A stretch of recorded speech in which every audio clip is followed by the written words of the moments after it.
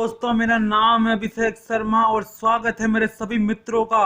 और आज हम डिस्कस करेंगे नियोलिथिक एज के बारे में। जी हाँ फ्रेंड्स, स्वागत है मेरे सभी मित्रों का।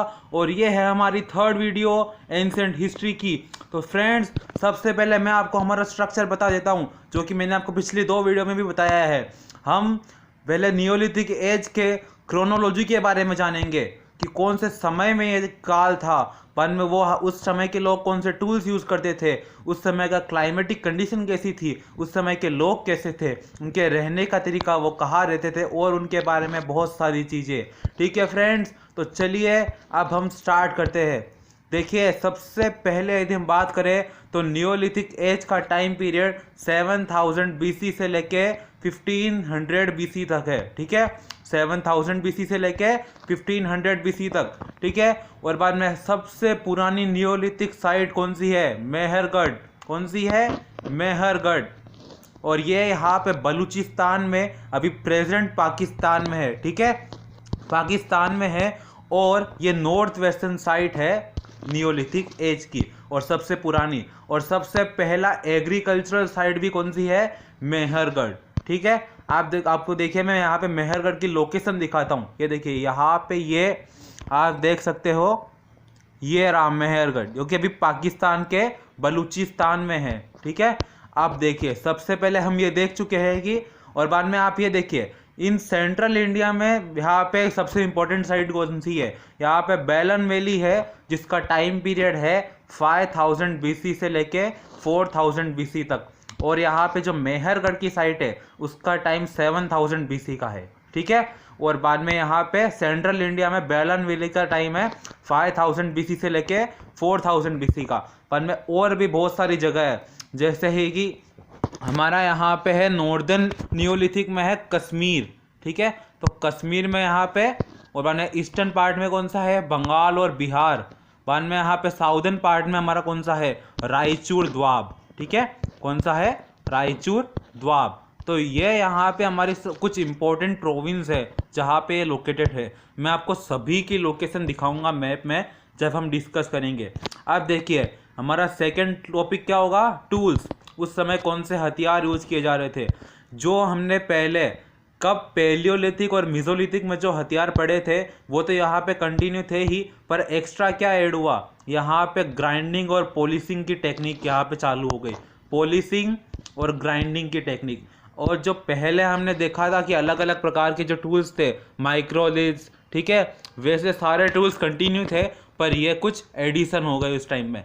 अब आप देख सकते हैं, ये है हमारी पॉलिशिंग। आप ये देखिए, इसे बोल सकते हो, ये पॉलिश्ड टूल है सारे। ठीक है, इस सब पे पॉलिश किया गया है, ताकि मतलब ये काफ़ी अच्छे से यूज़ किए जा सके। जो पुराने टूल्स होते हैं उनको भी पॉलिश की जाती है। ठीक है, और ये हमारे नियोलिथिक पीरियड के सारे जो भी हथियार जो नए आए थे वो है। ठीक है, अब हम देखेंगे इसके बारे में क्या। ये देखिए, क्लाइमेटिक कंडीशन उस समय की कैसी थी।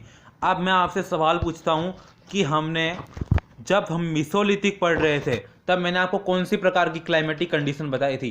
तो आप मेरे को चैट सेक्शन में बताइए। तो सेम क्लाइमेटिक कंडीशन यहाँ पे भी थी। ये देखिए, होलोसीन क्लाइमेटिक कंडीशन, मतलब वेट एंड ड्राई, मतलब यहाँ जहाँ पे गर्मी भी थी और बाद में वहाँ पे मतलब गीला भी था। ठीक है, तो ये दो कंडीशन वहाँ पे वही सेम क्लाइमेटिक कंडीशन कंटिन्यू हो रही थी। और बाद में हमारा ह्यूमंस उस समय की बात हो रही है, तो सेम जो हमने यहाँ पे अपर पैलियोलिथिक में पढ़ा था, मॉडर्न मैन, जिस समय के इंसान आज है, उसी समय के इंसान यहाँ पे नियोलिथिक एज में थे। ठीक है, अब सब्सिस्टेंस पैटर्न, उनके वहाँ रहने का तरीका, ये सबसे ज़रूरी चीज़ है। ठीक है, सबसे पहला ये पीरियड था जहाँ एग्रीकल्चर की शुरुआत हुई। और सबसे पहला एग्रीकल्चर की यहाँ पे सबसे पुराना एग्रीकल्चर की शुरुआत कहाँ पे हुई? यहाँ पे ये हुई मेहरगढ़, जो कि है बलूचिस्तान में, पाकिस्तान के नॉर्थ वेस्टर्न प्रोविंस में। ठीक है, ये तो मैं आपको पहले बता ही चुका हूँ। अब बाद में एक और चीज़ जो जरूरी है यहाँ पे, वो है कि सबसे पहले प्लांट्स कहाँ पे लगाए गए थे। देखिए, प्लांट्स यदि आपसे पूछे, ध्यान से सुनिएगा, यदि आपसे पूछे कि सबसे पहले प्लांट्स कौन से एज में लगाए गए थे, तो आपका जवाब मिजोलिथिक होगा। क्या जवाब होगा आपका? मिजोलिथिक। पर यदि आपसे कोई पूछे कि सबसे पहले एग्रीकल्चर कहाँ हुआ था, तो आप बोलोगे कि नियोलिथिक एज में हुआ था। और सबसे यदि आपसे जगह पूछ ले कि कौन सी जगह पे सबसे पुराना एग्रीकल्चर हुआ है नियोलिथिक एज में, तो आप बोलोगे मेहरगढ़, जो कि आज पाकिस्तान में है। ठीक है, अब देखिए और भी हम बहुत कुछ जानते हैं उस समय के बारे में। ये देखिए other things, relative stability in of life in permanent habitational structure.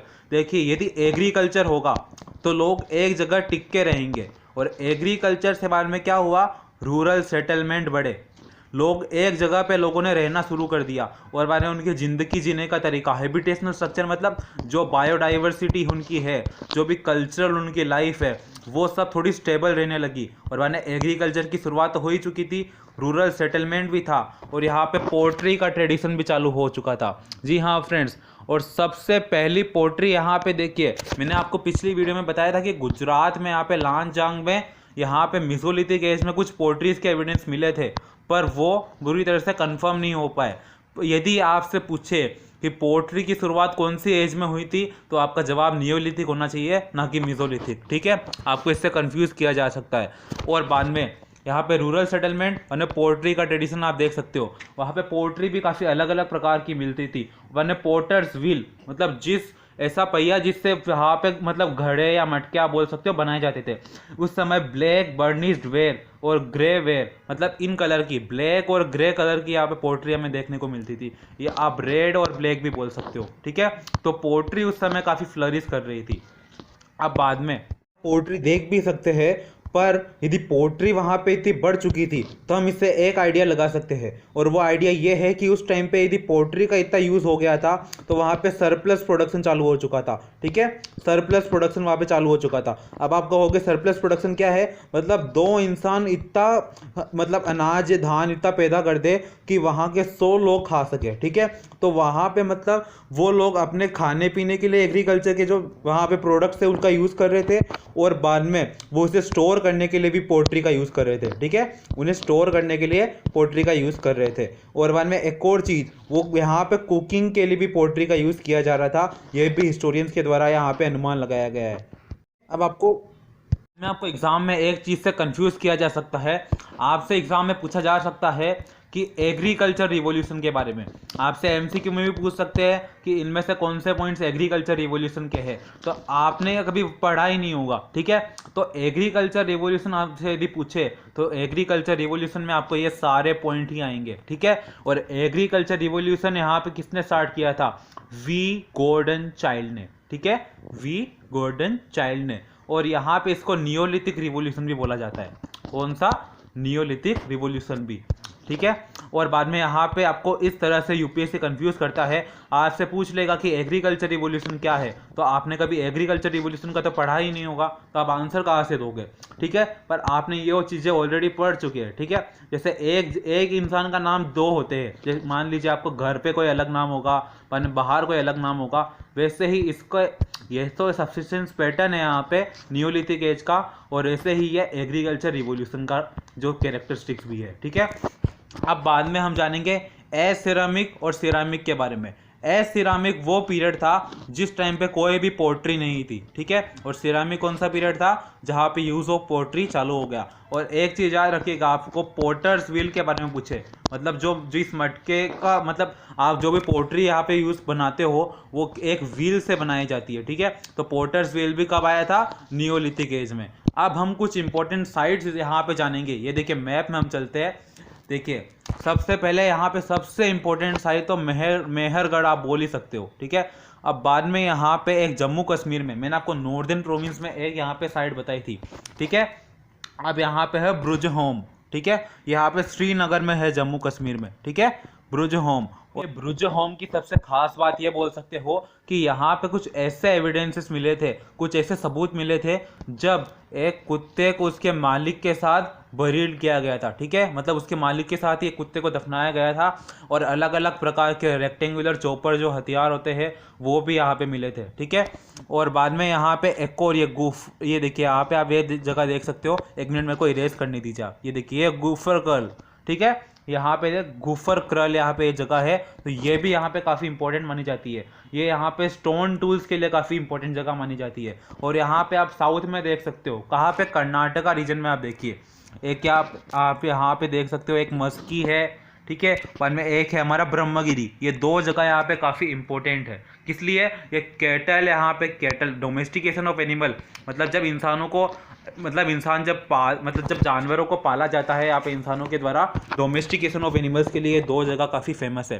ठीक है। यहाँ पे बैलन वैली है, कहाँ पे है? ये है हमारे उत्तर प्रदेश, जो कि सेंट्रल इंडिया में यहाँ पे नियोलिथिक एज का सबसे इम्पोर्टेंट पार्ट भी माना जाता है। और इसका टाइम पीरियड क्या है?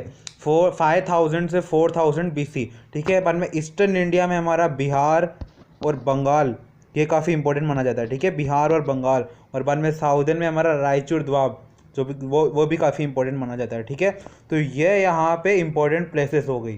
अब हम सारे डायमेंशंस कवर कर चुके हैं। मैं आशा करता हूँ आपको मेरी वीडियो अच्छी लगी होगी। ऐसे ही रियल और इंटरेस्टिंग अपडेट्स के लिए हमारी वीडियो को लाइक, शेयर और हमारे चैनल को सब्सक्राइब करना ना भूलें। Thank you friends.